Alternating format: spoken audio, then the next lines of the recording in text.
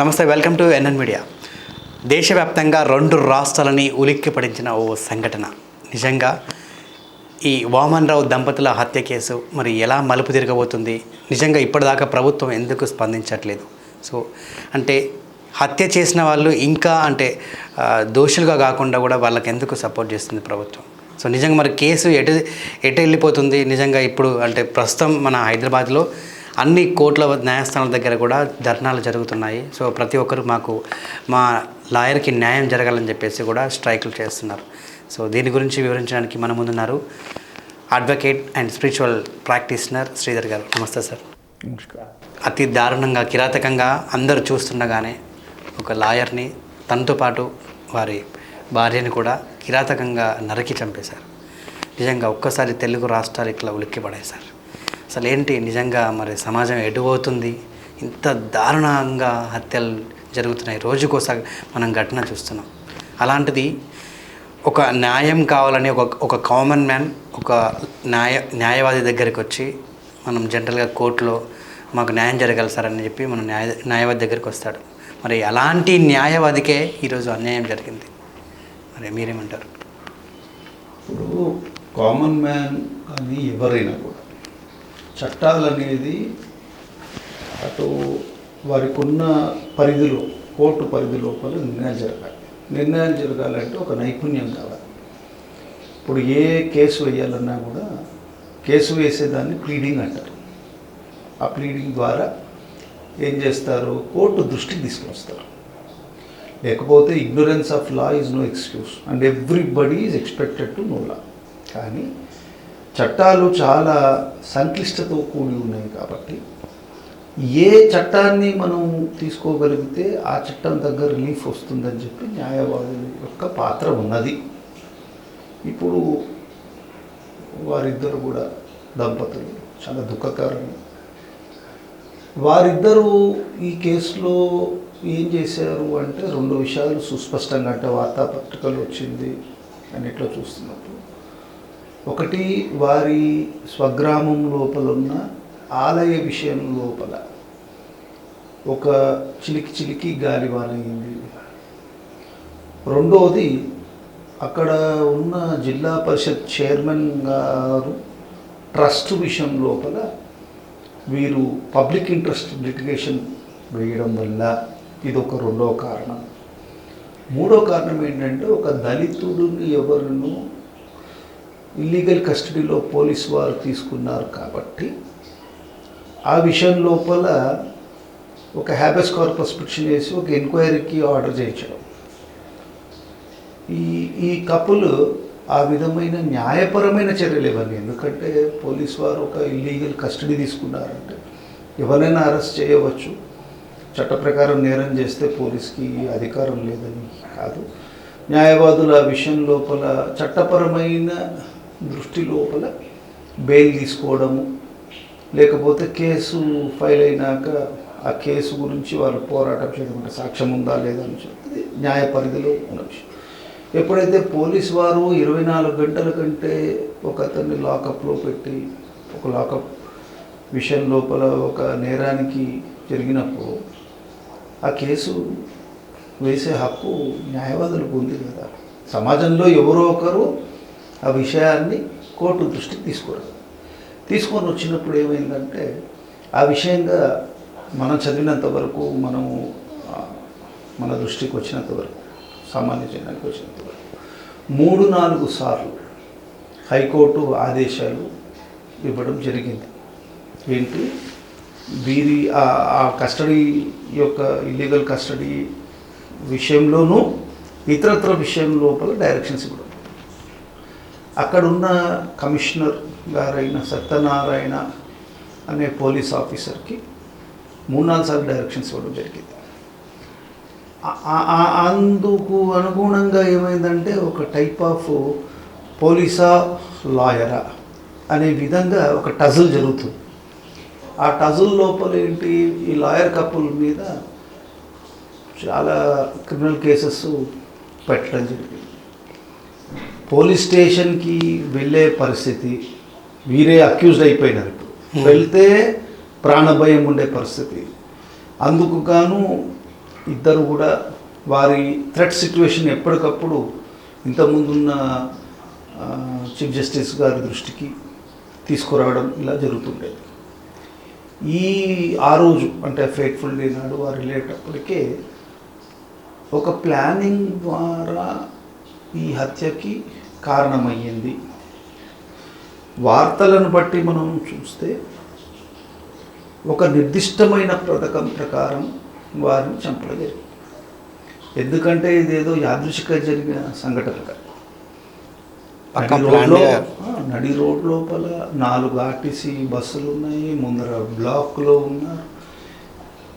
వాళ్ళకి రావాల్సిన సామాగ్రి అంటే హత్య చేయవలసిన సామాగ్రిని అంతా కూడా వారు సేకరించడం, నిర్దాక్షిణ్యంగా వారు అటాక్ చేసిన వారు అంటే వారు ఎంత పిరికితనంలో ఉన్నారంటే ఎవరు కూడా హర్షించండి. సరే ఒక మగవాడితో ఒక మగవాడు యుద్ధం, అసలు నిరాయుధుడితో యుద్ధం చేయడమే అది అసలు పిరికివాడి లక్షణం మా దృష్టిలో. నువ్వు ఫైట్ చేసేది ఉంటే ఫైట్ చేసే ఫారం కోర్టు, అక్కడ నీకు చేత కాదు. నువ్వు ఒక నిరాయుధుడిని పట్టుకొని హీరోయిజం చూపించడం, నువ్వు ప్రజల హీరో అయిపోతావా? ఒక స్త్రీ మీద నువ్వు అటాక్ చేయడం ఏంటి చేసావు అంటే ఒక క్రిమినల్ బ్యాక్గ్రౌండ్లో ఉన్న వారికి నువ్వు పోలీసు వారికి హైకోర్టు 4 సార్లు డైరెక్షన్ ఇచ్చిన వాళ్ళ రియాక్షన్ కాకపోవడానికి లాయరు అంటే లేడీ లాయర్ అయిన నాగమణి ఆ అమ్మ కాన్వర్జేషన్ లోపల ఇవాళ వచ్చింది న్యూస్ ఐటమ్స్లో ఏమొచ్చిందంటే పైన ఆఫీసర్కి ఈ దృష్టిలో తీసుకుని వస్తే ఆయన చాలా కూల్గా ఏంటమ్మా ఇదంతా కూడా ఎండోమెంట్ పరిధిలో వస్తుంది సార్, ఇలా కమిషనర్ గారి దృష్టి ఆయన కూడా ఇలా మంది ఉంటే అవన్నీ ఏముండదమ్మా, మీరు ఎండోమెంట్ పోల ప్రతి చోట లోపల రక్షణలో అవన్నీ మేము కల్పించడం ఉంటుంది అని వారు అంటారు. అంటే వారు ఎంత క్యాజువల్గా తీసుకున్నారంటే ఇష్యూని. వీరు అంతకుముందు కస్టడీ కేసులో వేసినారు కాబట్టి డైరెక్ట్గా ఏ ప్రోత్సాహం వారు చేయనట్టు, వాళ్ళు లా అండ్ ఆర్డర్లో చాలా గొప్పగా చెప్పినట్టు, కానీ ఇండైరెక్ట్గా ఒక పగతో రగిలిపోతున్న ఒక వర్గం జనాల మీద వీళ్ళు ఆల్రెడీ 2 కేసులు వేసినారు కదా, తీయమని చెప్పి వాళ్ళ మీద ఒత్తిడి ఉంది కదా, ఆ ఒత్తిడి ఉన్న విషయం లోపల వాళ్ళు చేసేస్తే చేయని ఇన్యాక్షన్. అంటే వీళ్ళు స్ట్రాంగ్గా ఒక రక్షణ ఇవ్వాలి అంటే ఒక నేరం జరిగినాక పోలీసు వాళ్ళ అవసరమే ఉంది. పోలీసు అనే వారి యొక్క మెయిన్ వ్యవస్థను ఎందుకు పెట్టారు? నేరం జరగకుండా తప్పుడు కేసులు వాళ్ళ మీద పెడుతున్నారని చెప్పి వాళ్ళు వేదన పడుతున్న హైకోర్టు లాంటి అంటే రాజ్యాంగ ధర్మాసనానికి వచ్చి వాళ్ళకి ప్రాణరక్షణ కల్పించమంటే హైకోర్టు ప్రాణరక్షణ కల్పించలేదు. హైకోర్టు ఆదేశం ఇస్తుంది. ఆదేశం ఇచ్చినప్పుడు ఎవరికి ఇవ్వాలి? పోలీస్ అధికారికి ఇవ్వాలి. కాబట్టి వాళ్ళ మీద కేసు పెట్టావు కాబట్టి కానీ అనే మీనింగ్ లోపల ఇప్పుడు కనిపిస్తుంది. అదే ఉన్నత న్యాయస్థాన ప్రధాన న్యాయమూర్తి అయిన కోహ్లీ గారు కూడా ఈ విధమైన చర్యలు చాలా తప్పిదం అనే భావజాలం వారు చెప్పారు. పోలీసు వారు అసలు ఆ సీన్ ఆఫ్ అఫెన్స్కి రావడం కానీ అంటే ఒక నడి మరి ఇప్పుడు మొన్నేమో సీసీ కెమెరాలో గట్కేసర్ ఇన్సిడెంట్ లోపల 5 నిమిషాల లోపల పడేశారు. అదే తెలంగాణ రాష్ట్రంలో నేరాలు ఇప్పటి వరకు చేసిన వాడు ఎవరు అనే నిర్ధారణ రాని స్థితి ఉంటుంది. మొత్తం సీసీ కెమెరాలో రికార్డ్ ఉంటుంది. అసలు సమాజంలో ఉన్న ప్రతి వాడు ఎంత పిరికితనంతో చచ్చిపోతున్నారంటే ఒక నిస్సహాయుల మీద అటాక్ చేస్తున్నప్పుడు ఇన్ని వందల మంది ఉన్నారు, కానీ వాడికి చంపద్దు, వాడితో యుద్ధం చేయడం కానీ కనీసం రే అని ఒక అరుపరవలేనంత స్థితిలో ఇంత క్లైబ్యం అంటే నపుంసకతలో ఉంది మన సమాజం. ఇంతమంది వర్సెస్ వాటి దగ్గర ఆయుధం ఉండ చేంజ్ చేస్తాడు, భయపడతాడు కదా, కనీసం ఎవరో కూడా వేడుక చూస్తున్నారు. అతడు మంచినీళ్ళు అడుగుతుంటే ఎవరు చంపారు అని అడిగే వీడియోలు వచ్చి సరే అందుకు అది వాళ్ళ ప్రథమ సాక్ష్యం అవుతుంది, వేరే సంగతి. అంటే ఇంకా లాయర్లు అనేవాడి మీద వాళ్ళు కేసు వేసినారు కాబట్టి మేము నాయకులం కాబట్టి, మేము గూండాలం కాబట్టి, మేము రౌడీలం కాబట్టి మాకు లాయర్ అయినా కోర్టు అయినా నథింగ్, మాకు పెద్ద పెద్ద అధికారులు పదవిలో ఉన్నవారు రక్షణకు వస్తున్నారు, మేము ఒక తెలియని ఈ సమాజంలో హీరోసు. అంటే సొసైటీలో మన ప్రీవియస్గా తీసుకుంటే దిశ ఇన్సిడెంట్. సో అక్కడ ఒక అంటే నార్మల్ కామన్ ఒక 4 డ్రైవర్లు కలిసి ఒక అమ్మాయిని కిరాతకంగా ఏంటి అత్యాచారం చేసి చంపేశారు. మరి అలాంటిది మరి ఇక్కడ అంటే మీరు అన్నట్టు ఇక్కడ గుండాలు కానీ పొలిటీషియన్లు కానీ అంటే వీళ్ళు చేస్తే తప్పు లేదు, వీళ్ళని ఎన్కౌంటర్లు చేయరు, వీళ్ళకి శిక్ష అయ్యారా? అట్లా మనం చూడకూడదు. ఇప్పుడు ఈవెన్ చంపిన వారు, నేను ఎప్పుడు కూడా ఒకటి చెప్తాను నరేష్, చంపినవాడు ఎంత క్రూరుడైనా ఏమైనా చంపింది వాడు చేసింది నేరం. కానీ ఎంతటి దౌర్భాగ్యుడికైనా చట్టం ఏం చెప్తుందంటే వాడిని ఒక ట్రయల్ చేసినాక నువ్వు శిక్షించు, మరణదండ విధించే హక్కు ఉంది. గ్యాస్లీ అఫేర్ కాబట్టి ఉచితం. అంతేగాని ఇదే అవకాశం కదా అని చెప్పి పోలీస్ వాళ్ళకి అంత పవర్ ఇచ్చే సమాజాన్ని నిర్మించద్దు. ఇప్పుడు వాళ్ళు ఇచ్చే రక్షించే బాధ్యత నుంచి వెళ్ళిపోయి వాళ్ళు రేపు పొద్దున ఎలిమినేషన్ చేసే బాధ్యత కూడా వాళ్ళు తీసుకొని ఇది వేరే తప్పుదారి వెళ్ళిపోతుంది. చేసింది తప్పుకి దానికి కావాల్సిన ఇన్వెస్టిగేటింగ్ మెథడాలజీస్ లోపల సరైన సాక్ష్యాన్ని వాళ్ళు అక్కడ పెట్టడం జరగాలి. ఇప్పుడు మన దిశ ఇన్సిడెంట్లో కూడా అమ్మాయి చనిపోవడం, కిరాతకంగా చేయడం చాలా తప్పు. అంత మాత్రం చేత నిజ నిర్ధారణ జరగకుండా మేము చంపేస్తాము అనే విధంగా ఉంటే నువ్వు అన్నట్టు ఈ లాజిక్ ఇక్కడ అప్లై కావాలా అన్నారు అనుకోండి. మరి వీళ్ళకి ఎందుకు శిక్ష వాళ్ళకి పడుతుంది, వాళ్ళకి శిక్ష పడుతుంది అంటే నేను అనేది ఏంటంటే వాళ్ళని అప్పుడు పాపులిజం అంటే ఒక పాపులర్ ఇన్సిడెంట్ లోపల మేము లా అండ్ ఆర్డర్ పర్ఫెక్ట్ ఉందని, ఇక్కడ అసలు ఎవరు మాట్లాడడం కూడా మాట్లాడాలి, అదే మాట్లాడరు కదా. ఎందుకంటే ప్రాబ్లం ఎక్కడ వస్తుందంటే అక్కడ జిల్లా పరిషత్ చైర్మన్ గారి మేనల్లుడు ఇన్వాల్వ్డ్. అతను అనుకోకుండా ఇప్పుడు ప్రభుత్వం నడిపిస్తున్న పార్టీ నాయకుడు, ఇంతకుముందు ఎమ్మెల్యే, కాబట్టి వాళ్ళ పార్టీ గురించి వాళ్ళు మాట్లాడే స్థితిలో లేరు. అంత ఉదార స్వభావం ఉండి అంత లా అండ్ ఆర్డర్ సిచ్యువేషన్ అంటే అపోజిషన్ పార్టీలను లేకపోతే అమాయకులను లేకపోతే ఎవడన్నా ఉద్యమం చేస్తే మన వ్యక్తిగతమైన ఇంట్రెస్ట్కి అగెనిస్ట్ వచ్చినోడి మీద మాత్రమే ఒక యంత్రాంగం పనిచేసేదానికి నాయకత్వ లక్షణాలు. అలాంటప్పుడు ఈ ప్రభుత్వాలు ఇవన్నీ ఎందుకు మనకి ఉంటాయి అంటే మరి మనం ఎన్నుకున్న ప్రభుత్వాలే కదా. ఉద్యమ సూరులు అన్నారు. ఇప్పుడు న్యాయవాదులు అసలు తెలంగాణ ఉద్యమం లోపల మనం చూస్తే కొన్ని వందల మంది న్యాయవాదులు వాళ్ళ వృత్తిని వదిలేసి ఉద్యమాల్లో పార్టిసిపేట్ చేసి ఉద్యమాల లోపల అసలు లేకపోతే మా తెలంగాణ రాకపోతే మేము బ్రతకలేము అన్నంత ఉద్యమాలు చేశారు. ఉద్యమాలు చేసిన వాళ్ళందరూ కూడా తర్వాత టీఆర్ఎస్ పార్టీనో లేకపోతే ఇప్పుడు ప్రభుత్వాన్ని నడిపిస్తున్న పార్టీలో మెంబర్స్ అయ్యారు. మరి వాళ్ళ న్యాయవాదిని చేసుకునే ఉద్యమం గురించి వీళ్ళందరూ పాటుపడింది. ఎంతమంది టీఆర్ఎస్కి సంబంధించిన న్యాయవాదులు ఆ పార్టీలో ఉన్న న్యాయవాదులు ఖండించినారు చెప్పండి. ఎంతమంది ఇతరత్ర అంటే ప్రతి న్యాయవాదికి కూడా పొలిటికల్ అఫిలియేషన్ ఉండవచ్చు కాక అక్కడ మనం చూసేది ఏంటంటే న్యాయవాది కాదా. అతడు వేసింది కేసు వ్యక్తిగత కేసు ఉంటే చట్ట ప్రకారం అతడు కోర్టుకు వెళ్ళాడు, చట్ట ప్రకారం అతను తప్పు చేస్తే అది హక్కు కదా. అది క్లయింట్ యొక్క భావజానాన్ని వాళ్ళు చెప్తారు. వీళ్ళకి వ్యక్తిగతమైన ద్వేషం కానీ వ్యక్తిగతమైన పగ ఏముంటుంది న్యాయవాదికి.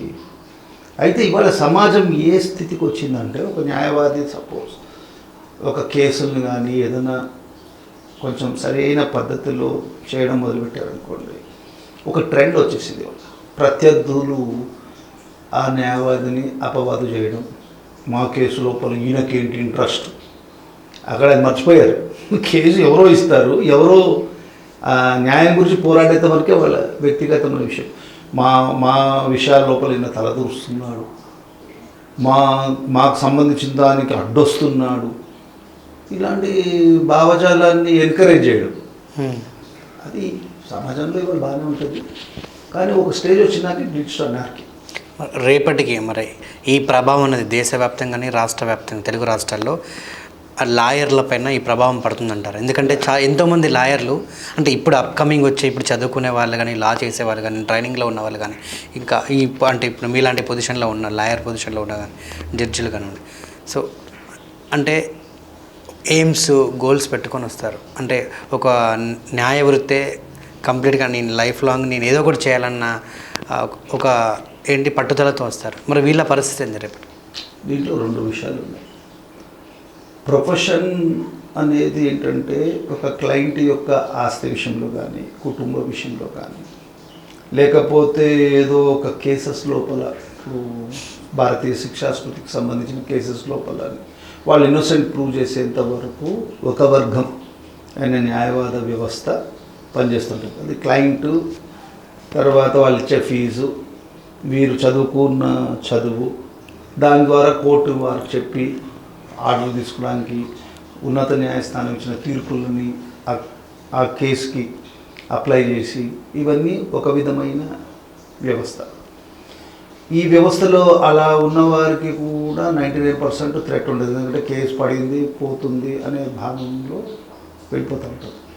ఎక్కడొస్తుందంటే న్యాయవాద వృత్తిలో ఉంటూ కొంచెం పొలిటికల్ కాన్షియస్నెస్ ఉంది, లేకపోతే ఒక ఎస్టాబ్లిష్డ్గా ఆర్డర్ చేస్తున్న తప్పిదాలను చూపించడానికి కోర్ట్ అనే ఫారంని ఉపయోగించినప్పుడు ఇదేమవుతుందంటే ఒక ఎనిమిటీ డెవలప్ చేసుకొని ఆ ఎనిమిటీ ప్రకారం ఓ ప్లాన్డ్ యాక్షన్ ఐదర్ క్రిమినల్ అన్నా యూజ్ చేయడం, లేకపోతే పోలీస్ యంత్రాంగం అది జరుగుతుంది. కాబట్టి ఇప్పుడు అడ్వకేట్స్ యాక్ట్ ప్రకారము సుప్రీంకోర్టు కూడా, అడ్వకేట్స్ యాక్ట్ ప్రకారం సుప్రీంకోర్టు ప్రకారం కూడా ఏంటంటే ఏ lawyer should fight the case without fear or favour. ఎటువంటి ప్రలోభాలకి లొంగకుండా, ఎటువంటి భయానికి లోను కాకుండా ఉండేదే న్యాయవాద వృత్తి. ఆ సత్యం గురించి అంటే ఫ్యాక్ట్స్, వాస్తవాల్ని కోర్టు ముందర పెట్టేంతవరకే అతను ఆ పెడుతున్న ప్రాసెస్ లోపల చాలా మటుకు ఈ మధ్య వస్తున్న ట్రెండ్ ఏంటంటే ఆపోజిట్ పార్టీ వాళ్ళు లాయర్తో గొడవపడడం. ఇప్పుడు ఈ కేసు కొట్లాడుతుంటారు అనుకోండి, ఈ లాయర్ వల్లనే ఇది అవుతుందని చెప్పి ఒక అపోహలు వెళ్ళడం, ఒక ద్వేషాన్ని పెంచుకోవడం, ఇవన్నీ ఉన్నా కూడా లాయరు తాను పట్టిన కేసుని లాజికల్ ఎండ్ వచ్చేంత వరకు వదలకూడదు. రెండవది ఒక ద్రోహపూరితమైన కేసు, లేకపోతే ఒక నిజమైన మానభంగం సంబంధ కేసు ఒక క్రిమినల్ సైడ్లో వచ్చినప్పుడు ఒక బాగా చట్టం తెలిసిన లాయర్ కేసుని రిఫ్యూజ్ చేయకూడదు. ప్లీడర్ ఆఫ్ హిస్ చాయిస్ అంటే accused section 303 of criminal procedure code ప్రకారం ఒక నేరస్తుడు అని అభియోగం మోపబడిన వాడు ఈ కెన్ గో అండ్ ఈ కెన్ రిక్వెస్ట్ ది కోర్ట్, నాకు కావాల్సిన లాయర్ని పెట్టుకునే హక్కు అనేది it is a facet of fundamental right. అది మానవ హక్కుల లోపల బాధ్యత. మానవ హక్కు కింద దాన్ని పరిగణించినప్పుడు లాయర్ యొక్క బాధ్యత చూడండి ఎంత గొప్పగా అయిపోయింది. అంటే ఇట్ స్టేట్ వర్సెస్ ఒక ఇండివిజువల్. అదే వ్యక్తిగత ఆస్తి విషయాల్లో వచ్చినప్పుడు సాధారణంగా లాయర్ని ఏం టెస్ట్ చేసి చూసుకుంటారంటే జనాలు, అతను నీతిమంతుడా, అతనికి చట్టం మీద అవగాహన ఉందా, అతనికి న్యాయ ప్రక్రియ బాగా తెలుసా. జడ్జి గారి దగ్గర అతడు వాదాన్ని వినిపించినప్పుడు ఏ సరళిలో, ఏ భావంలో సుస్పష్టంగా న్యాయమూర్తికి అర్థమయ్యే విధంగా మార్షలింగ్ ఆఫ్ ఫ్యాక్ట్స్ అంటారు. అంటే వాస్తవాన్ని చూపిస్తున్నారు. మౌఖిక సాక్ష్యాన్ని అంటే పత్రాలతో కూడిన సాక్ష్యాన్ని ఏ విధంగా ఒక సిమెంటరీ ఉంటుంది, ఒక ఆర్డర్లో ప్లేస్ చేస్తున్నారు. చిన్న విషయం అర్థమయ్యే విధంలో, అంటే ఒక 15 గంటలు వాదించడంలో గొప్పతనం కాదు. Brevity is the soul of it. ఆ కేసు ఏంటనేది అతి తక్కువ పదజాలంతో సుస్పష్టంగా న్యాయమూర్తికి ధర్మం ఏ దిక్కునుంది అని తెలియజేసేది న్యాయవాదులు. అయితే ఒక పక్కనేమో వాది, ఇంకో పక్కనేమో ప్రతివాది. వాదికి సంబంధించిన సాక్షులు, ప్రతివాదికి సంబంధించిన సాక్షులు. ఈ రెండింటి మధ్యలో న్యాయమూర్తి నిజానిజాలను నిర్ధారణ చేసే హక్కు ఎవరికి ఇచ్చారు? న్యాయమూర్తికి మాత్రమే ఇచ్చారు. సపోజ్ ఒక డాక్యుమెంట్, ఒక ప్రామిసరీ నోటు మీద కేసు దాఖలు చేయబడింది అనుకో, నాకు ఇంత డబ్బులు ఇవ్వాలి అని ఒక కేసు దాఖలు చేయబడింది. దాఖలు చేసిన ప్రామిసరీ నోటు మనం ఫైల్ చేయకుండానే క్లెయిమ్ అడిగామనుకో, అదర్ సైడ్ ఏం చేస్తాడు, అయ్యా నువ్వు ప్రామిసరీ నోట్ అన్నావు కదా, అది దాఖలు చేసావా అని అడుగుతాడు. చేయలేదు అంటే కేసు పోతుంది. లేదా అసలు దాని మీదనే నీ కేసు ఉన్నప్పుడు సెక్షనే ఆ కేసుని నంబరింగ్ కాకుండానే చేసేస్తుంది. లేదు ప్రామిసరీ నోట్ ఫైల్ అయ్యింది, దాన్ని ఏదో మార్పులు చేర్పులు చేసావు, అదర్ సైడ్కి నేను అసలు డబ్బులు తీసుకోలేదు, నువ్వు దీన్ని మ్యానిపులేట్ చేసావు అని డిఫెన్స్ ఉంటుంది. సరే కోర్టు వారు ఇది ప్రామిసరీ నోట్ నిజమే, ఇతను డబ్బులు ఇవ్వాలి నిజమే అని తీర్పిచ్చింది అనుకో, అంత మాత్రం చేత ప్రతివాదికి న్యాయవాది మీద కోపం ఉండవచ్చు. కానీ అతను ఏం చేస్తాడు, ధర్మపరంగా అతను ఫీజు తీసుకుంటచ్చు, అది వృత్తి ప్రకారం ఫీజు తీసుకొని ఉండొచ్చు. కానీ అతను ధర్మానికి మనం పెట్టుకున్న వ్యవస్థనే కదా, ఇన్స్టిట్యూషన్ కదా. పురాణ కాలంలాగా ఎవడన్నా నేరం చేస్తే అది పాములు ఉన్న దాంట్లో ఒక చేయి పెట్టు అనేది ఇది కూడా కాదు కదా. ధర్మ ప్రకారంగా ఉన్న చట్ట ప్రక్రియలోనే మనం చేస్తున్నట్టు. కానీ ఒక ద్వేషం వస్తుంది. అలాగే ఇంకొకసారి ఇలా వస్తుందంటే, ఇలాంటి పెద్ద పెద్ద సామూహిక అత్యాచారాలు ఇవన్నీ చేసినప్పుడు ఒక మాట వచ్చేస్తుంది, అలా చేశారు కాబట్టి న్యాయవాది అసలు వారి గురించి నిలబడకూడదు. దాంట్లో వాడు తప్పు చేయనోడు ఉన్నాడు అనుకోండి, వాడిని శిక్షించే పరిస్థితి మనం తీసుకోవద్దు కదా. కాబట్టి ఇది ఒక ద్వేషం అనేది, న్యాయవాద వృత్తి మీద ఒక అపనమ్మకం అనేది జరుగుతుంది. ఒక 20-25 సంవత్సరాల నుంచి మనం చూస్తే న్యాయవాదుల కంటే కూడా రాజకీయాలలో ఉన్నవారు పోలీస్ వారే సెటిల్మెంట్లు చేస్తున్నారు. నయీం ఇన్సిడెంట్ తీసుకున్నాం అనుకోండి, మనకేమొచ్చింది, ఒక కనెక్షన్ బిట్వీన్ ది పెద్ద పెద్ద అఫీషియల్స్ చాలా గొప్ప గొప్ప ల్యాండ్ విషయాల లోపల చేసినారని రిపోర్ట్స్ ఉన్నాయి. సరే అది సైడ్కి వెళ్ళిపోయింది, తెలిసింది. అవసరం ఉన్నంత వరకు నయీం హీరో అయ్యాడు, అవసరం తిన్నాక నయీం పరంపదానికి వెళ్ళాడు. ఏ క్రిమినల్ యాక్ట్ అయినా, ఎంత పెద్ద క్రిమినల్ అయినా ప్రతివాడికి అదే గతి.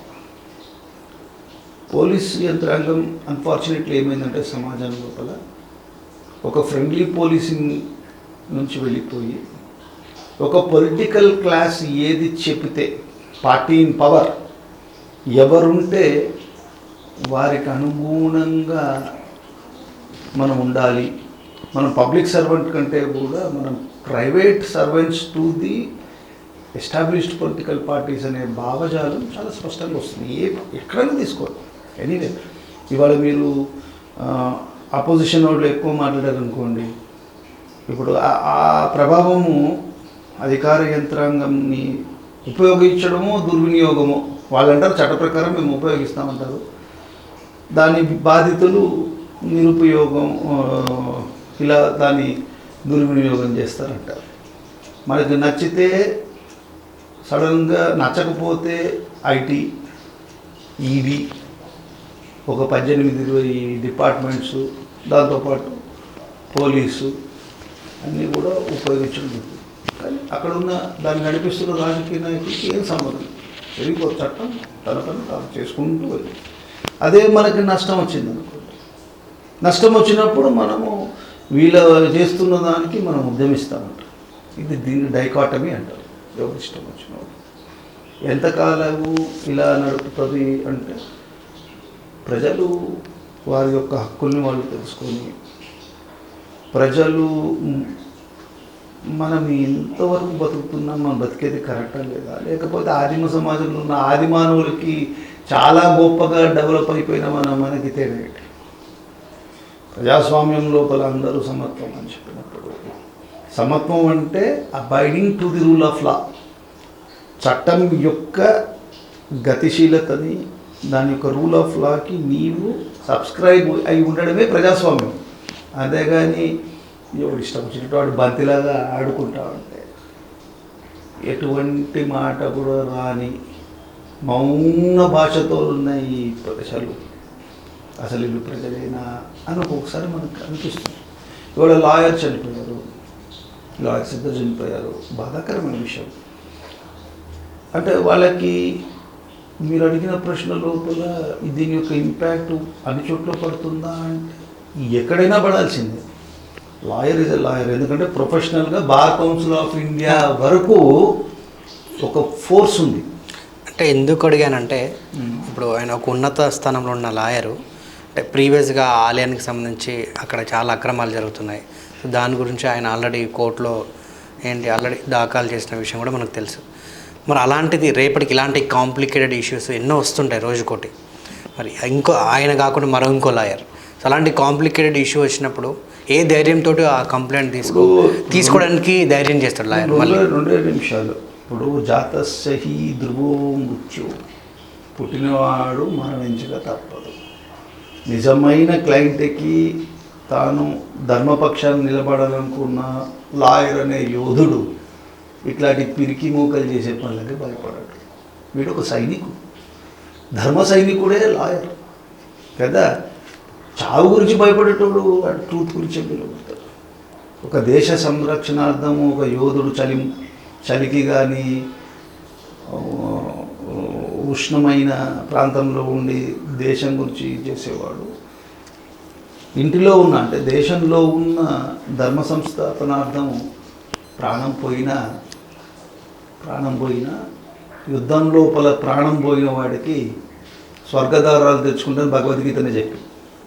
కాబట్టి భయపడే పిరికి వాళ్ళు మనం ఏం చేయలేము, ఎప్పటికీ ఎవరు ఏమీ చేయలేరు. ధైర్యవంతులు ఎప్పుడూ నువ్వు రూపు మాపలేవు. నువ్వు ఎవడైతే ఒక చర్యం చేశాడో, డాక్ట్రిన్ ఆఫ్ కరోలరీ ఇకో అనే ఒక ఫిలసాఫికల్ డాక్ట్రిన్ ప్రకారం దాని యొక్క స్పందనకి ప్రతిస్పందన, దానికి తగ్గ యాక్షన్కి రియాక్షన్ వచ్చి తీరుతుంది. Definitely it will come. కొంచెం లేట్, దేర్ హై పరంతు అంధేర్ నహీ హై. సో ఒక న్యాయ వ్యవస్థ కానీ ఒక చట్ట వ్యవస్థ కానీ చేయలేని పనిని భగవంతుడనే కోర్టు లోపల దాని శిక్ష, దాని పర్యవసనం ఇవాళ టెంపరీ హీరోయిజం నుంచి ఒకరిని చంపడం అనేది నా దృష్టిలో వాడికి అసలు అది హీరోయిజమే కాదు. పరమ భయస్థుడు చేసే పని. అండ్ ఎప్పుడైతే ఒక పిరికివాడు చేసే ఒక మనిషిని చంపేసాం, ఏమైపోతుంది? చంపేస్తే చనిపోయాడు. అతనికి చనిపోయినంత మాత్రాన అతడు ఒక వీరమరణం పొందిన యోధుడు. ఒక కాజ్ గురించి గివ్ అవే ప్రాణం. నేనైతే సింపతి కంటే కూడా అతను ఒక వీరుడిలాగానే, ఇద్దరిని వీరుడిలాగానే చూస్తున్నా. ఇద్దరు వీర దంపతులు. సింపతి చచ్చిపోయిన వాళ్ళు చనిపోతారు, ఇవాళ కాకపోతే రేపు చనిపోతారు. కానీ ఒక కాజ్, అది చిన్నదో పెద్దదో, కోర్టు ప్రాంగణంలో వచ్చినాక now the ball is in the hands of judiciary. వాళ్ళు ఇచ్చిన డైరెక్షన్ ప్రభుత్వం వింటుందా, లేకపోతే రాజ్యాంగబద్ధంగా ఏ విధమైన చర్యలు తీసుకోవాలనేది డిసిషన్ తీసుకోవాలి. దానికి అందుకనే వారు ఒక 15 days టైం ఫ్రేమ్ వర్క్ ఇచ్చారు. ఆ టైం ఫ్రేమ్ వర్క్ లోపల చెప్పమన్నారు. అప్పుడు ఆర్డర్స్ ఆఫ్ ది కోర్ట్ ఏమైనట్టు? వాళ్ళకి రక్షణ కల్పించండి అని చెప్పినప్పుడు మేము రక్షణ కల్పించము అంటే అసలు ప్రభుత్వ యంత్రాంగం పనిచేస్తున్నట్ట. ఈ స్టేట్ అనే కాదు, ఏ స్టేట్ అయినా అదే వ్యవహారం కనిపిస్తుంది. ఎక్కడైనా ఇప్పుడు ఉత్తరప్రదేశ్ లోపల ఒక కానిస్టేబుల్ గన్ తీసుకొని ఒక 2 years కింద కాల్చిపడేసాడు. ఎందుకు? సస్పెక్ట్ చేసిన కాల్ చేసినారు. ఏ స్టేట్ అయినా దట్ ఈస్ ది సిచ్యువేషన్. అంటే అట్లని చెప్పి పోలీసు వాళ్ళకి వెపన్ ఇవ్వకుండా, లేకపోతే వాళ్ళని లా అండ్ ఆర్డర్ గురించి చేయకూడదు అంటే సొసైటీ కూడా వినదు కదా. సొసైటీలో అందరూ సాధువులు లేరు కదా, అందరూ కూడా ధర్మానికి అనుగుణంగా జీవించే వాళ్ళు లేరు కదా. దాంట్లో విపరీతమైన క్రిమినల్స్ ఉన్నారు. చైనీస్ యాప్ లాంటి వాడు వచ్చేసి మామూలుగా ఉన్న వ్యవస్థ కంటే కూడా తీసుకున్న 10,000కి 2.5 లక్షలు 3.5 లక్షలు తీస్తూ ఉంటే మౌనంగా ఉంది సమాజం. వాళ్ళని పోలీసు వాళ్ళని పాపం సెటిల్ చేయమంటుంది. వాళ్ళు ఏం సెటిల్ చేయగలరు చెప్పండి? అది అలాంటి సెటిల్ చేయాలన్నారు అనుకోండి, క్రిమినల్ కేసు వేస్తారు. ఒక్కొక్కసారి నిజంగా ఎవడో ఏ పేదోడో ఎవడో వాడు ఏదన్నా ప్రాపర్టీకి సంబంధించి చేస్తే సివిల్ డిస్ప్యూట్ అంటారు. అంత అధికారం వాళ్ళ చేతికి వెళ్ళిపోయిందంటే మిస్యూజ్డ్. క్వశ్చన్ చేసేటోళ్ళు ఎవరున్నారు?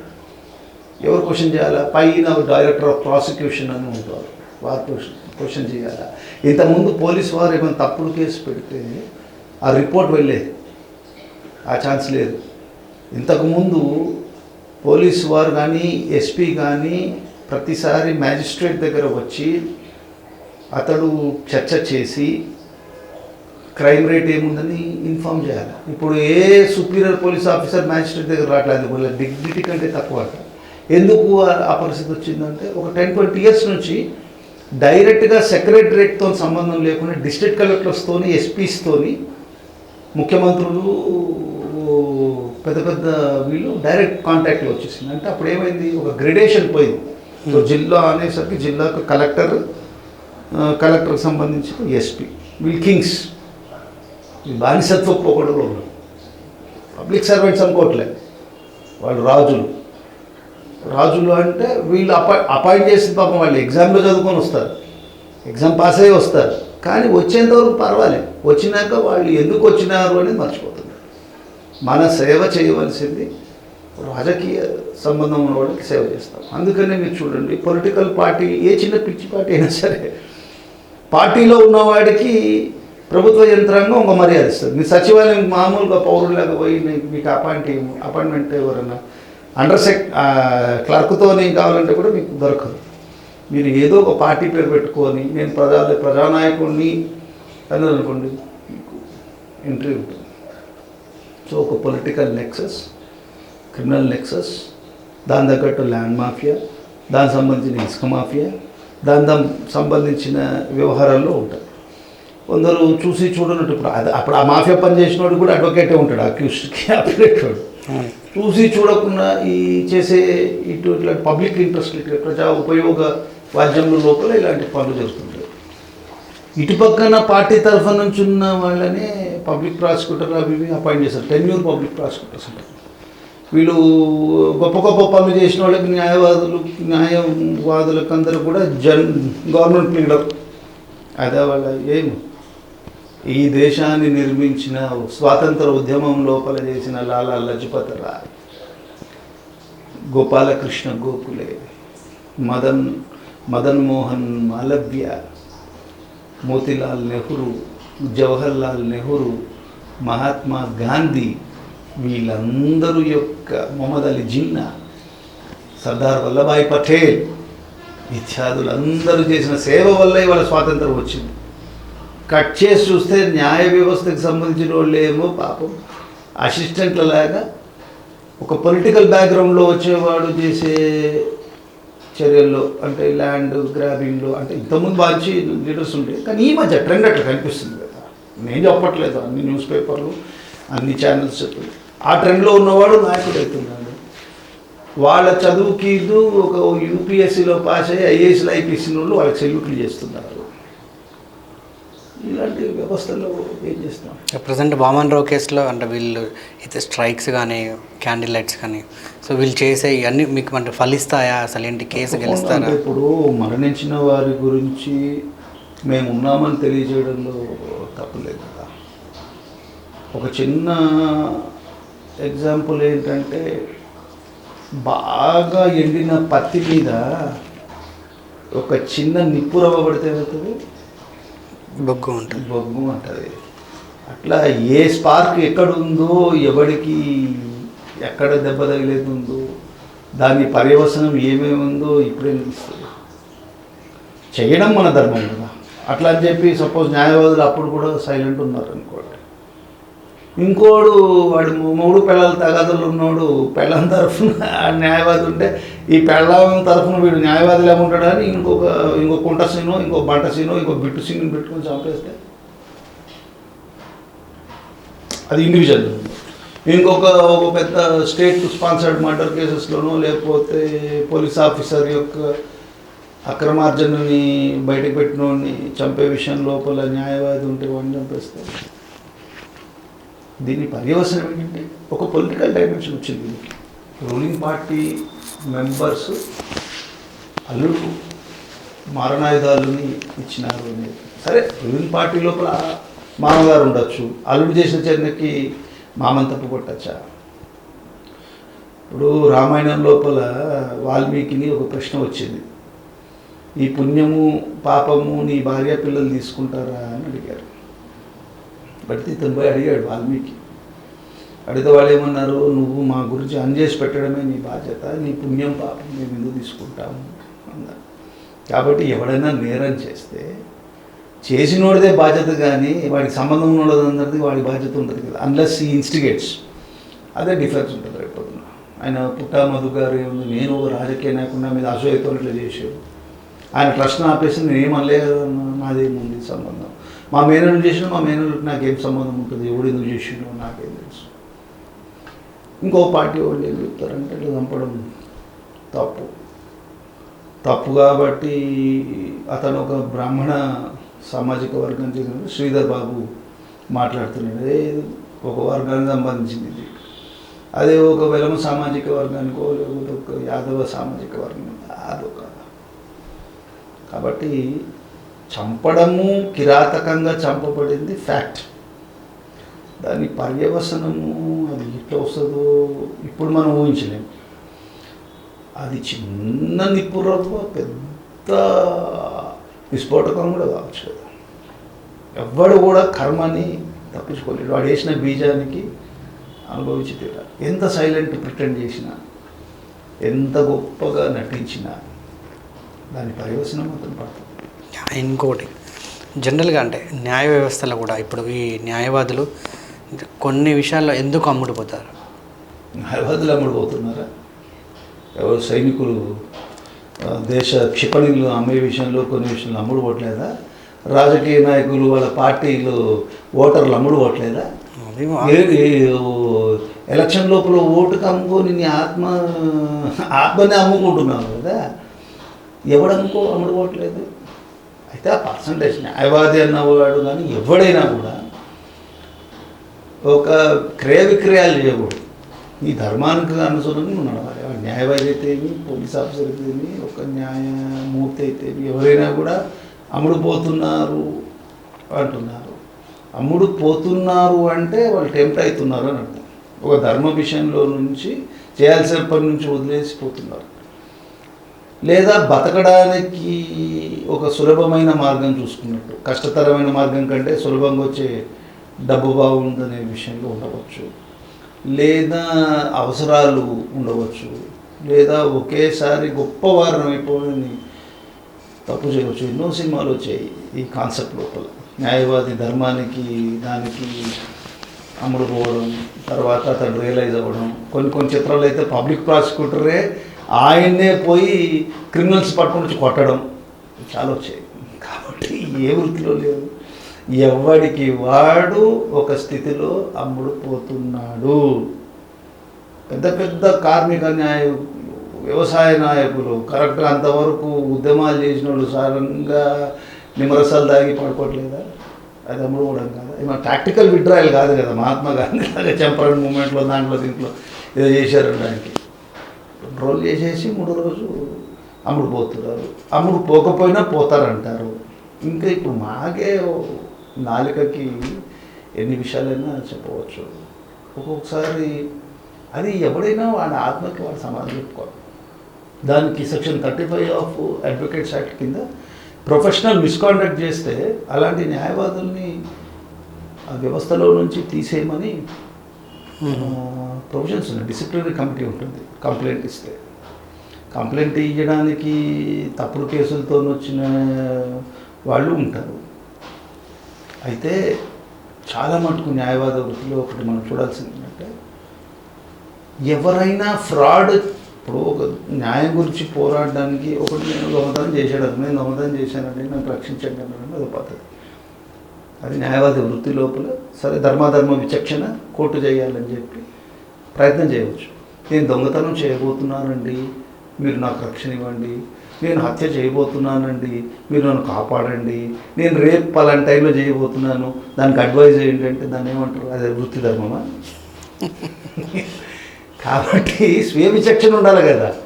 ఏదో సినిమా లోపల గాయం చిత్రం లోపల ఆయన ఇట్లా కొట్టుకుంటాడు, ఒక ప్లానింగ్ ఇస్తాడు. దాంట్లో కోట శ్రీనివాసరావు పక్కన ఆయన తనికెళ్ళ భరణి ఇట్లా ప్లాన్ చేయాలంటాడు. చిత్రాలంతా కూడా అడ్వకేట్ లేదు ప్లానింగ్ చేస్తున్నట్టు. వాళ్ళు నిజంగా ప్లానింగ్ చేసే స్థితిలో ఉంటే ఇక చచ్చిపోతుంది ఆవేశాన్ని.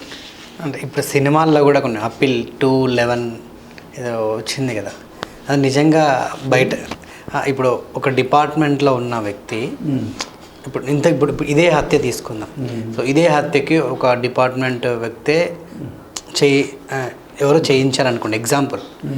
రేపటికి అక్కడ అంటే ఎవరైతే ఇప్పుడు న్యాయస్థానానికి వచ్చేసరికి దానికి సంబంధించిన హంతకుల్ని పట్టుకోవాలని మనకు తీర్పిస్తారు. హంతకులు పట్టుకోవాలని తీర్పియ్యరు. హంతకుల్ని పట్టుకున్న పోలీసులు తీసుకొని వచ్చింది సాక్ష్యం కరెక్టా రాను వీడు హత్య చేసినా లేదని నిర్ధారణకు వస్తాడు. అంతేగాని న్యాయ వ్యవస్థ దానికి తానే ఈ పనులన్నీ చేయవలసిన వ్యవస్థ పోలీస్. అదే అంటే పోలీసులు ఇప్పుడు హంతకుల్ని తీసుకొచ్చి న్యాయ వ్యవస్థలకు నిల్చోబెట్టారు. ముద్దాయి మాత్రమే అతను అంతప్పుడు నిర్ధారించకూడదు. అక్కడ ఇంకో పర్సన్ని క్రియేట్ చేసి వాని మీద నేరం మోపి జైలుకి పంపిస్తూ ఉంటారు. ఇట్లాంటి సిచ్యువేషన్స్ కూడా అట్లాంటి చెయ్యొచ్చు. అంటే అక్కడ సీసీ కెమెరా కనిపిస్తుంది. ఇంకోటి ఏంటంటే దాన్ని ఏమంటారంటే డిస్ట్రక్షన్ ఆఫ్ ఎవిడెన్స్ అంటారు. ఇప్పుడు ఇదే కేసు లోపల మీరు చూస్తే ఇప్పుడు ఆ మారణాయుధాన్ని ఏదో అక్కడ ట్యాంక్ ఏదో ఉంది దాంట్లో పడేశారన్నారు. ఒక మీడియాలో జనరల్ ఏం ప్రచారం జరుగుతుంటే ఇప్పుడు పోలీసు వాళ్ళు అంతగానంగా హెల్ప్ చేశారు, అవి రికవర్ చేయడానికి రాలేదంటారు. నీళ్ళలో పడిపోయిందంటే రికవర్ చేసి ఏమొస్తుంది? అక్కడ సీసీ ఫుటేజ్లో ఇక్కడ కనిపిస్తుంది. సీసీ ఫుటేజ్లో మొన్న కేసు లోపల వాళ్ళని ముద్దాయిలు కాదన్నప్పుడు CC footage can be accepted evidence కదా. ఇప్పుడు ముద్దాయిలు నేరస్తులు అని తెలుసుకోవడానికి. అయితే దాన్ని వాళ్ళు అక్కడ పడేసినప్పుడు కనిపిస్తున్న దాంతో వాళ్ళు క్వశ్చన్ చేసినప్పుడు డిస్ట్రక్షన్ ఆఫ్ ఎవిడెన్స్ అంటే ఎవిడెన్స్ని వాళ్ళు డిస్ట్రాయ్ చేస్తున్నారు. దాన్ని 201 ఐపీసీ కింద 302 రెడ్ విత్ 201 కింద కూడా ఛార్జ్ చేయొచ్చు. అప్పుడు ఏమవుతుంది, అది పడేసినారు అని ఎస్టాబ్లిష్ అయితే మర్డర్ కింద ఎస్టాబ్లిష్ అయ్యి. కాబట్టి జనరల్గా ఏమనుకుంటారంటే దాని ప్రొవిజన్స్ని ఎట్లా ఉపయోగించాలని తెలియక అదైంది ఇదైంది అని మాట్లాడుతుంది. It's not correct approach. కాబట్టి అది వాళ్ళు అట్లా మార్చాలి, ఇంకోటి ఇంపర్సనేట్ చేయాలంటే డైరెక్ట్ సాక్ష్యం లేనప్పుడు అలాంటి ఛాన్సెస్ ఉంటాయి. డైరెక్ట్ సాక్ష్యం అక్కడ ఉంది. అందుకనే మీరు చూసారా హైకోర్టు ప్రధాన న్యాయమూర్తి ఏం చెప్పారు, ఆ 2-3 బస్సెస్లో ఉన్న వాళ్ళని అందరినీ మీరు ఇన్వెస్టిగేట్ చేయండి. సాధారణంగా కోర్టు అలా డైరెక్షన్ ఇవ్వదు, ఎవరు ఉండాలా ఎవరు ఉండకూడదని. ఇక్కడ ఏంటంటే ఒక రైట్ ఆఫ్ ప్రైవేట్ డిఫెన్స్ ఉంది కదా సమాజంలో. దాంట్లోకి వెళ్ళి ఏ ఒక్కడైనా ఒక రాయి తీసుకొని ఆ ఇద్దరు అంతకుల్ని కొట్టి చంపేసినా వాడికి అసలు శిక్షణ ఉండదు. ఎందుకంటే ఈ ట్రైన్ టు కిల్ సంబడి. ఆ రైట్ ఆఫ్ ప్రైవేట్ డిఫెన్స్ లోపల వీడు ఆ డ్రైవర్ దగ్గర ఉన్న రాడ్ తీసుకొని కొట్టి చంపేసినాడు అనుకోండి, it is not an offence. ఆ విధమైన స్థితికి సమాజం రావాలి. దాన్ని చివల్రీ అంటారు, అది మగతనం అంటారు. అంతేగాని అన్ని వరకు పోలీసు వాళ్ళు చేయాలా ఇది చేస్తలేరు అది చేస్తలేరు, కలెక్టర్ మాకు భిక్షం పెడతలేడు. నువ్వు కాపాడుకోలేని స్థితిలో వచ్చినావంటే ఇక నీకెందుకు, నీ శరీరాన్ని నువ్వేమన్నా చిన్న సైజు శునకానివా లేదా జూలో జంతువుగా టైంకి ఇంత అన్నం పెడుతుంది ఏదో స్కీములు ఇస్తున్నారు, పాపం తింటున్నారు. తినే భాగ్యం ఉన్నంత వరకు తింటారు కదా. అదా జీవిత గమనం. నీ హక్కులు అంటేదా, నీ వ్యవస్థ అంటేదా, నీ ఉద్యమం అంటేదా? నువ్వు కాపాడుకోలేని మళ్ళీ పోరుగడ్డ తెలంగాణ. అక్కడ ఒకడు నిండు నడి రోడ్లో నరుకుతుంటే ఆ లాయర్ ఉండని ఒక పిచ్చోడే ఉండదు, ఇంకెవరైనా ఉండదు. రెసిస్ట్ చేయలేని సమాజం ఏం సమాజం? అగ్రెసర్ వాళ్ళు కదా, నడి రోడ్డు కదా. అంటే హీరోయిజం ఇస్తామనుకుంటారా ఇట్లాంటి పనులకి జనాలు? అట్లా అని చెప్పి ఒక్కొక్కసారి తప్పులు చేసి చిన్న చిన్న విషయాలకు కూడా కొన్ని పొడుచుకోవడాలు తల్లి బద్దలు కూడా అవన్నీ చేయమంటలే. ఆ సిచ్యువేషన్ తగ్గట్టు యాక్ట్ చేయాలి కదా. కనీసం ఎవడన్నా ఫోన్ చేసి చెప్పాలి కదా. లేదు డ్రైవర్ దగ్గర బస్సు ఉంది, వాడు కొట్టబోతున్నాడు, పుయ్యని ముందర పోవాలి కదా. ఏదో ఒక వై అని అరవాలి కదా. అంతా కూడా సాయం చేయకుండా మళ్ళీ మేము పొద్దుకెళ్ళి ఇట్లా మా కష్టాలు ఎవరు తీర్చాలంటే ఏం తీరుస్తారు సార్? ఎవరు తీర్చాలి కష్టాలు? ఆయన ఒక్కడు దొరుకుంటే మనం చేస్తున్నామో. అలా లేడీ మీద కూడా పోయారంటే ఏమి హీరోయిజం ఇది, ఏమి పౌరుషం అండి ఇది. మళ్ళీ పెద్ద పెద్ద మాటలు మాట్లాడి ఆడదాని మీద వస్తారు ఆవిడ. చెప్పు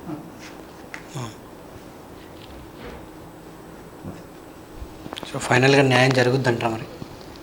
ఏ విధమైన న్యాయం జరుగుతుంది? నేరస్తులకు శిక్ష పడుతుంది. అదే ఆ విషయంలో న్యాయమా? మరి ఆయన పోరాటం స్టార్ట్ చేసిన ఆ ట్రస్టు విషయం కానీ, ఆ గుడి గురించి స్టార్ట్ చేసిన ఆలయ విషయం కానీ, అక్కడ కూడా ఆయన ప్రారంభించిన దానికైతే న్యాయం జరగాలి కదా. దేనికైతే అతను చంపినారో అక్కడ రెక్టిఫై అయితేనే న్యాయం జరిగినట్టు. వీళ్ళకి ఎట్లా చేసేసినారు నేరం చేసినారు శిక్ష పడుతుంది. కానీ సమాజం ఇంకా ఉంది అంటే ఎండోమెంట్ కమిషనర్ కాడి నుంచి ప్రతి ఒక్కడు దాన్ని ఎందుకు తీసుకోడు? పోలీసు ఆయన చెప్తున్నాడు మీరు ఎండోమెంట్ జరగండి. దేనికి వెళ్ళాలి ఎండోమెంట్కి? నువ్వు ప్రివెంట్ చేయకుండా నీకు డైరెక్షన్ ఉంది కదా. అంటే ఇండైరెక్ట్గా సమాజంలో ఎవరన్నా మమ్మల్ని కేసుల్లో వేస్తే మేము క్రిమినల్స్ని ఉపయోగించి ఏం చేయాలో చేస్తామని మెసేజ్ ఇస్తుర్రా. ఎంత తోడైనా పర్వాలేదు మేము చూసుకుంటామని చెప్తున్నారా.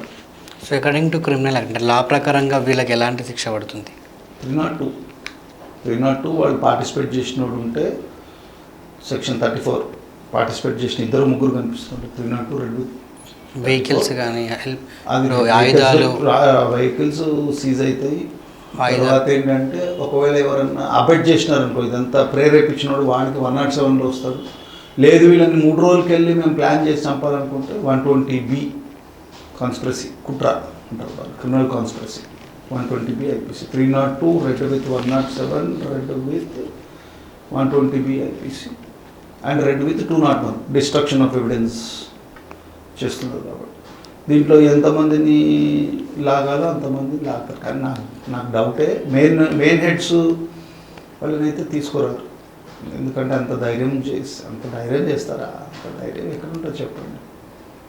అట్లా చేస్తే వాళ్ళ ఉద్యోగానికి వచ్చేస్తుంది కదా. చిన్న విషయాన్ని ప్రివెంట్ చేయలేని వాళ్ళు ఇంత పెద్ద విషయాన్ని పెద్దల దృష్టికి తీసుకొని వచ్చి అంటే ఏమైపోయిందంటే నేరస్తుడు అనేవాడు మా పార్టీయా మీ పార్టీ అనే స్టేజ్కి వచ్చింది.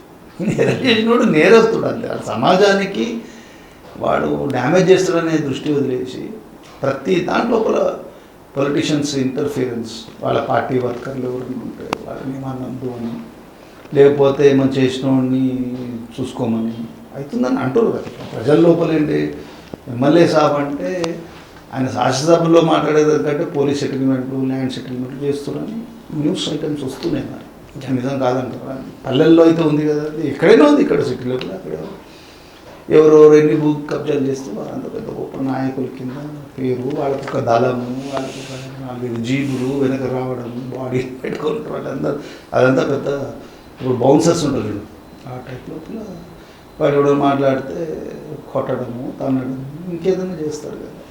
సార్ చూద్దాం సార్, కేసు మరి ఎలా మలుపు జరుగుతుంది, నిజంగా న్యాయం జరుగుతుందా అన్యాయమే జరుగుతుందా? సో మరొక ఇంటర్వ్యూలో మళ్ళీ మనము కామెంట్ చేయలేము. సాక్ష్యం అయితే కనిపిస్తుంది, కోర్ట్స్ రియాక్ట్ అయితే బయటకు వస్తుంది నిజం. ప్రభుత్వం కూడా ఎలా మళ్ళీ రిసీవ్ చేసుకుంటుంది, ఎలా రెస్పాండ్ అవుతుంది అనేది మరో ఇంటర్వ్యూలో మళ్ళీ డైరెక్షన్ ఉంది. కానీ ప్రభుత్వం అంత కోర్టు డైరెక్షన్స్ని పట్టించుకునే అంత స్టేజ్లో దాటిపోయారు. ఇప్పుడు హీరోయిజం వచ్చేసింది.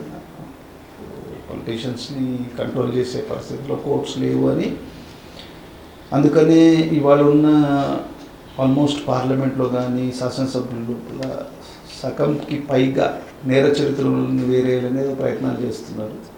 కానీ క్యాన్సర్ చాలా డీప్గా వెళ్ళిపోయింది. దానికి రేడియేషన్ ఇచ్చినా గ్రేడియేషన్ ఇచ్చినా తగ్గే స్థితిలో లేదు. ఎలాంటి సమాజం రావాలి అంటే ఒక ఫినిక్స్ బర్డ్ అని ఉంటుంది. అది ఏం చేస్తుంది అంటే నూతన సమాజ నిర్మాణం గురించి తనకు తానే అగ్నితో సంబంధించిన ఇవన్నిటినీ పేరుస్తుంది. ఏది కొన్ని పుల్లలు, ఎండు పుల్లలు పేర్చి దాని ముక్కుతోనే అది అగ్ని పుట్టించి ఆ అగ్గి లోపల దూకి అది మరణిస్తుంది. దాని యొక్క బూడిదలో నుంచి ఒక కొత్త నూతన ఫినిక్స్ పక్షి పుడుతుంది. కాబట్టి ఇదంతా టోటల్ చేంజ్ మనిషి మనస్తత్వంలో, రాజకీయ నాయకుల మనస్తత్వంలో, ప్రభుత్వ యంత్రాంగ మనస్తత్వంలో, యూత్ మనస్తత్వంలో ఈ సామూహికమైన మార్పు రాకపోతే we're going for a very very very big damage. ఎవరికి ప్రొటెక్షన్ ఉండదు. ఎవరు కూడా అందరూ బానిసల్లాగా బతకాల్సిన పరిస్థితి వస్తుంది. Either you want to be like a citizen లాగా ఉండడం నేర్చుకోవాలి, నీ హక్కులు ఏంటో నువ్వు తెలుసుకోవాలి, నీ బాధ్యతలు నువ్వు నిర్వహించాలి. లేదు బానిసలు ఏదో ఇంత బ్రెడ్, ఇంత కాఫీ, టీ టైం కింద పడేస్తే ప్రభుత్వానికి బాంఛనను, లేకపోతే ఆపోజిషన్కి హీరోయిజం చూసుకుంటాం, విధ్వంసమే. ఓకే సార్, చూద్దాం కేసు మరి ఎలా మలుపు జరుగుతుంది అనేది. Thank you.